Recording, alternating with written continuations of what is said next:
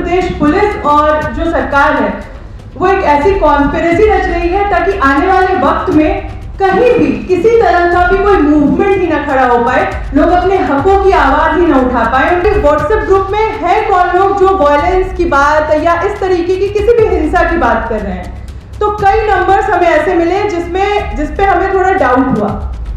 उनके द्वारा जो ग्रुप में मैसेज डाला गया था, जो अनिल है, जो ड्राइवर है, जो ऑफिसर के, उनके द्वारा जो मैसेज डाला गया था, उस मैसेज में था मोदी आ रहा है रोड जाम कर। इस पूरी चीज को कंफर्म करने के बाद मतलब जो सवाल सामने आ रहा है वो यही है कि आखिर पुलिस क्या कर रही थी व्हाट्सएप ग्रुप में, और अगर चलिए पुलिस थी भी तो वो इस तरह के मैसेजेस क्यों डाल रही थी। पूरी तरीके से ये जो कॉन्स्पिरेसी है, ये जो षड्यंत्र है, इस वक्त यूपी पुलिस और यूपी गवर्नमेंट द्वारा रचा जा रहा है और इस बात के पर्याप्त सबूत है हमारे पास। जिस मसले पर हम लोग यहाँ इकट्ठा हुए हैं बहुत ही सीरियस और एक ऐसा मसला है जिसको मतलब कहें तो उत्तर प्रदेश पुलिस और जो सरकार है वो एक ऐसी कॉन्स्पिरेसी रच रही है ताकि आने वाले वक्त में कहीं भी किसी तरह का भी कोई मूवमेंट ही ना खड़ा हो पाए, लोग अपने हकों की आवाज ही ना उठा पाए। उनके right to protest, right to strike को खत्म करने की एक तरह से पूरी तैयारी है। और जो नैरेटिव इस वक्त मीडिया में बनाया जा रहा है वो नैरेटिव एक बार फिर से वही नैरेटिव है जिसको पहले भी बीजेपी गवर्नमेंट इस्तेमाल करती रही है कि जहां भी कहीं भी अगर ह्यूमन राइट एक्टिविस्ट खड़े होते हैं, लोगों के हकों के लिए आवाज उठाते हैं, बोलते हैं, तो उन पे कभी अर्बन नक्सल का ठप्पा लगा दो, कभी पाकिस्तानी होने का ठप्पा लगा दो, कभी उनको ये बता दो कि व्हाट्सएप ग्रुप में वायलेंस फैला रहे थे। तो आज इस पूरे मसले पे हम लोग बातचीत करेंगे। नोएडा में जो 13 अप्रैल को हुआ, जो 14 अप्रैल को वायलेंस हुआ, जो अनरेस्ट फैला, उसमें उस चीज को लेके जो पूरी नैरेटिव बिल्ड की जा रही है, हम लोग एक बार मैं उस पर पूरी बात रख देती हूँ, उसके बाद हमारे अलग अलग साथी हैं वो भी अपनी बात रखेंगे। ये इस घटना की शुरुआत आप लोगों को पता ही होगा 13 को नोएडा के इंडस्ट्रियल इलाके में अनरेस्ट हुआ। हालांकि जो वर्कर्स का प्रोटेस्ट था वो 9 तारीख से ही शुरू हो चुका था। 9 अप्रैल से लोग अपनी डिमांड्स को लेके कि वेजेस में इंक्रीमेंट होना चाहिए, उसको लेके सड़कों पे उतरे थे और लंबे समय से लोग जो मजदूर है वहाँ के वो अपने मालिकों के साथ, फैक्ट्री मालिकों के साथ वेज इंक्रीमेंट को लेके बातचीत कर रहे थे। जब उस समस्या का कोई समाधान नहीं हुआ तो 9 तारीख को मजबूरन लोग सड़कों पे उतरे और उसके बाद अलग अलग जगहों से लोग सॉलिडारिटी में बात रख रहे थे, कुछ लोग जा भी रहे थे। हम लोग भी 10 और 11 तारीख को वहाँ सॉलिडारिटी में पहुंचे थे। कुछ साथी हमारे गए थे जिसमें आपको पता ही है रुपेश, आदित्य, आकृति, सृष्टि और मनीषा, ये सब लोग वहाँ 10 तारीख को थे और 11 तारीख को भी मौजूद थे।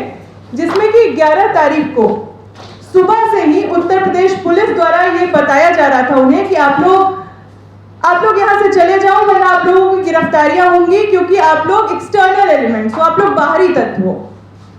तो सबसे पहली बात तो यही है कि जैसे ये बाहरी और भीतरी का जो पूरा नैरेटिव बनाया जाता है, ये बाहरी भीतरी होता क्या है। अगर हम लोग वहाँ मजदूरों के हक की आवाज उठाने वाले लोग जो बाहरी है, तो फिर तो बनारस के लिए मोदी जी भी बाहरी होंगे ना, वो कैसे वहां के भीतरी हो जाएंगे। ये जो पूरा प्रोपेगेंडा है, जो मतलब एक जहरीला प्रचार है, इसलिए ही फैलाया जाता है ताकि लोग एक साथ ना हो पाए। और ठीक इसी को काउंटर करने के लिए जब वहां पे रुपेश और आदित्य ने 11 अप्रैल को ये शपथ भी दिलवाई लोगों से कि हम लोग किसी भी तरह के अराजक तत्वों को अपने प्रोटेस्ट में शामिल नहीं होने देंगे, अपने स्ट्राइक को बिल्कुल पीसफुली चलाएंगे, और यहाँ तक कि अगर कोई भी ऐसा एलिमेंट हमें दिखता है तो हम इसे बाहर भी खदेड़ेंगे। इस शपथ की वीडियो भी हमारे पास मौजूद है, जो लाइव वीडियो भी की गई थी। उसके बाद पुलिस को जब कोई मौका नहीं मिला शाम तक कि वो कुछ कर पाए, तो जब ये लोग प्रोटेस्ट से निकल रहे थे, इनके साथ कुछ वर्कर्स भी उनको एकम्पनी करते हुए मेट्रो तक गए थे। मेट्रो में जैसे ही एंट्री लेने वाले थे, बोटैनिकल गार्डन मेट्रो स्टेशन से आप सभी ने देखा भी होगा कैसे सिविल ड्रेस में पुलिस वाले आते हैं और रुपेश को, आकृति, सृष्टि और मनीषा, 3 वहां महिलाएं भी थी जिनको सिविल ड्रेस में मेल पुलिसकर्मी आके उठाकर ले जाते हैं। जिस गाड़ी में ले जाते हैं वो डीसीपी की गाड़ी थी। उसके बाद वहाँ जो मौजूद बाकी लोग होते हैं उनका पता करने के लिए थाने पे जाते हैं। रात भर नोएडा फेज 2 थाने के बाहर हम लोग बैठते हैं। पुलिस द्वारा एक जानकारी नहीं दी जाती है कि उन्हें कहाँ रखा गया है। 12 तारीख की दोपहर तक हमें नहीं पता होता है इन सभी लोगों के वेयरअबाउट्स का, इनको कहाँ ले गए हैं, किस हालत में है। जाहिर सी बात है इनके लीगल रिप्रेजेंटेशन का राइट भी इनसे छीन लिया जाता है। 12 तारीख की अप्रैल को मेरे पास 12 अप्रैल की दोपहर को मेरे पास एक फ़ोन आता है नोएडा 141A पुलिस स्टेशन से। वो कोई कांस्टेबल होती है, वो ये बोलती है कि आकृति, सृष्टि और मनीषा की बेल हो गई है और आप लोग आओ, बेल पे जो बॉन्ड्स है वो भर के आप इनको ले जाओ। जब हमने बताया हमें पहुंचने में 1.5 घंटे का वक्त लगेगा, क्योंकि कल से हम पूछ रहे थे आप लोग बता ही नहीं रहे हो, हम हर थाने के चक्कर लगा चुके हैं। जब तक हमारे लॉयर्स वहां पहुंचते हैं उन्हें बताया जाता है कि उन्हें तो जेल भेज दिया गया है। लॉयर्स को भी कोई इंफॉर्मेशन नहीं दी जाती है। उसके बाद नेक्स्ट डे जब हम लोग सूरजपुर कोर्ट के बाहर पहुंचते हैं, हमें ये पता होता है कि नेक्स्ट डे उनको मजिस्ट्रेट के सामने पेश करेंगे। तो सूरजपुर कोर्ट के बाहर कुछ जमानतदार और 3 लॉयर्स होते हैं, कुल 7 लोग होते हैं। वो लोग अभी पेपर्स अपना सबमिट ही कर रहे होते हैं, तब तक वही सारे पुलिसकर्मी एक बार फिर से सिविल ड्रेस में आते हैं और उन 7 लोगों को मारते हुए गाड़ी में बिठा के उन्हें ले जाया जाता है। अब ये सवाल है कि इसमें कौन सा कानून है, किस कानून के तहत उत्तर प्रदेश पुलिस ये सारी चीजें कर रही थी। यहाँ तक कि लॉयर्स को आप उठा करके ले जा रहे हो, जो उनके लीगल रिप्रेजेंटेटिव्स हैं, जो जमानतदार है, आप उनको उठा करके ले जा रहे हो। इस पर भी इसके बाद भी उनको रिलीज नहीं किया जाता है। उस दिन 13 की शाम को, जब देर शाम जब कोर्ट का टाइम खत्म हो जाता है, मजिस्ट्रेट के बैठने का टाइम खत्म हो जाता है, उसके बाद उनको रिलीज कर दिया जाता है। और उसके बाद से लगातार हम कंप्लेंट की कॉपी मांग रहे हैं, हम एफआईआर की कॉपी मांग रहे हैं। हमें न कंप्लेंट की कॉपी न एफआईआर की कॉपी दी जाती है। हमें नहीं बताया जाता है कि उन पे कौन से सेक्शंस लगाए गए हैं। और इस दौरान पूरी मीडिया में ये नैरेटिव बिल्ड किया जाता है कि 17 व्हाट्सएप ग्रुप चल रहे थे, उसमें QR कोड से लोग ज्वाइन कर रहे थे और इसके पीछे उस पर प्लानिंग चल रही थी कि वायलेंस हो नोएडा में, और ये तमाम चीजें। हम इस पर भी आएंगे कि इसमें कितनी सच्चाई है। इसके साथ साथ व्हाट्सएप ग्रुप के नैरेटिव के साथ साथ पाकिस्तान का लिंक, ट्विटर हैंडल्स और उसका लिंक पाकिस्तान से, मतलब इतने हास्यास्पद मजाकिया जो पूरा नैरेटिव है उनका, वो फिर से दोहराया जा रहा था। और फिर अर्बन नक्सल्स का लिंक है, माओइस्ट का लिंक है, इन तमाम चीज़ों को बोलकर लगातार ही, मतलब एक तरह से बोले जाए तो पूरी तरीके से असंवैधानिक और गैर कानूनी तरीके से पुलिस काम कर रही थी। उसके बाद जब हम लोगों ने व्हाट्सएप ग्रुप की जांच पड़ताल शुरू की कि ये 17 व्हाट्सएप ग्रुप है कौन और कौन कौन से व्हाट्सएप ग्रुप में वो लोग हैं जिनको मेन कॉन्स्पिरेटर्स के तौर पे बताया जा रहा है। मेन कॉन्स्पिरेटर्स के तौर पे आदित्य, आनंद, रुपेश, मनीषा, सृष्टि, आकृति, इन लोगों को मीडिया लगातार प्रेजेंट कर रही थी कि ये मेन कॉन्स्पिरेटर्स है वायलेंस को। वायलेंस 13 को हुआ, इन लोगों को 11 तारीख से ही ये पुलिस की हिरासत में है।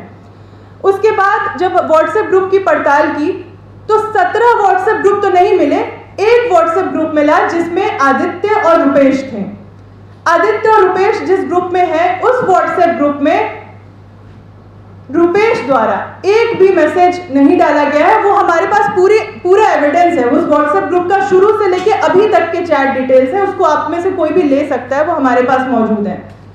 इसके अलावा जो मनीषा है, जो खुद एक वर्कर है, जो नोएडा की फैक्ट्री में काम करती हैं, उनके द्वारा भी उस व्हाट्सएप ग्रुप में कोई मैसेज कुछ भी नहीं डाला गया है।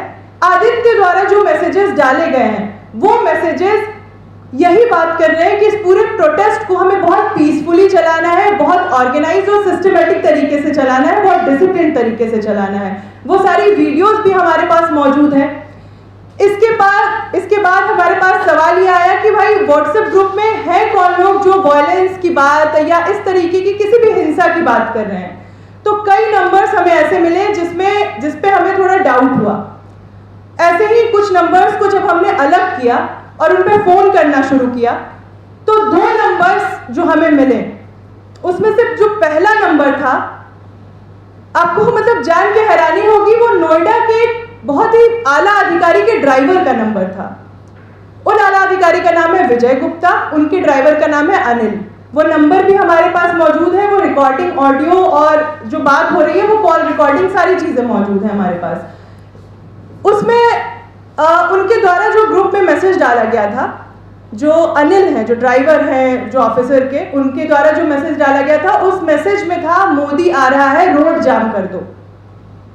हमने क्रॉस वेरीफाई करने के लिए उस नंबर पर दोबारा फोन करवाया कि आप सच में उनके ड्राइवर ही बात कर रहे हैं ना, आप हमारी बात करवा सकते हैं डीसीपी साहब से, वो सारी रिकॉर्डिंग्स भी अभी हम आपको दे देंगे। उन्होंने बोला हाँ वो अभी काम पर है, आप 5 बजे के बाद कॉल कर लेना, हम डीसीपी विजय गुप्ता से आपकी बात करवा देंगे। तो सबसे पहला सवाल तो यही है कि ये व्हाट्सएप ग्रुप में कर क्या रहे थे, क्या काम था इनका मजदूरों के इस व्हाट्सएप ग्रुप में, और ये क्यों कह रहे थे कि मोदी आ रहा है रोड जाम कर दो। ये कोई वर्कर नहीं थे। दूसरा नंबर जिस पे हमें डाउट हुआ, उस नंबर से आगजनी की कुछ तस्वीरें शेयर की गई थी और उसमें कुछ बहुत इंसाइटिंग ऐसे मैसेजेस लिखे गए थे कि हाँ ये बंद कर दो, ये आग लगा दो, इस तरह के।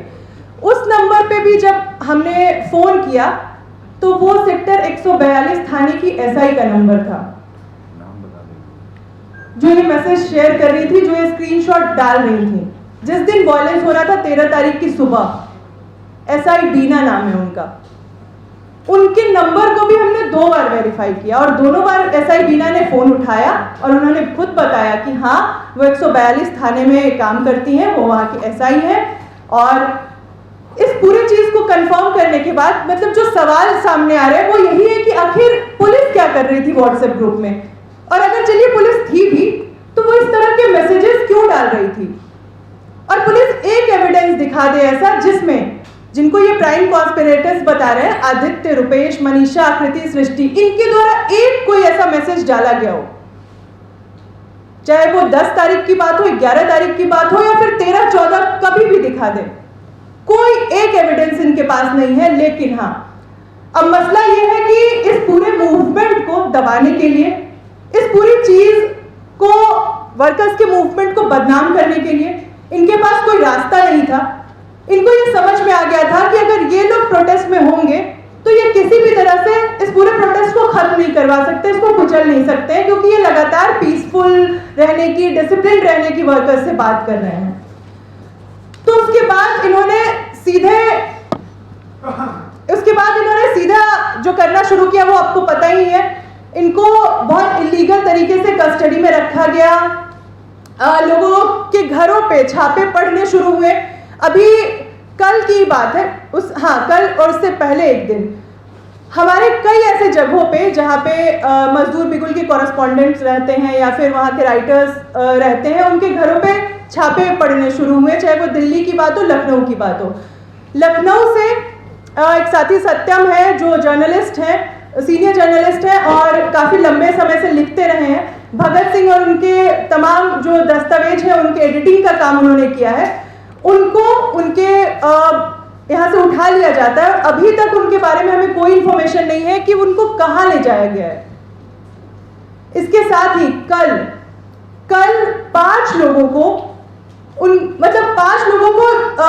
एटीएस की टीम, एटीएस और एसटीएफ की टीम जाती है नोएडा से और उनको उठाती है और उसके बाद उनको अलग अलग जगह नोएडा में ले जाया जाता है, उनसे पूछताछ की जाती है। उनके सारे फोन, उन जितने भी लोगों के पास फोन थे, लैपटॉप थे, वो सब सीज कर लिए जाते हैं। और हमें इस बात का पूरा डर है कि ऑब्वियसली इन्होंने पहले जिस तरीके से किया है, चाहे वो भीमा कोरेगांव हो, सीएनआरसी का मूवमेंट रहा हो, ये लोग इस तरह के चीजें प्लांट करते हैं ताकि ये बाद में दिखा सके कि हाँ इनका कोई ऐसा लिंक था।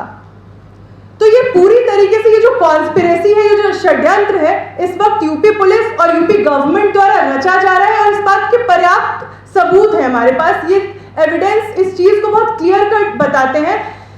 जब कोई डीसीपी का ड्राइवर और कोई एसआई इस तरह की बात करे, और ये बाहरी भीतरी का नैरेटिव ही क्यों है, बाहरी भीतरी कोई व्यक्ति भी, क्या इस देश में प्रोटेस्ट करना गुनाह है? क्या इस देश में लोगों की हकों के लिए बोलना गुनाह हो गया है?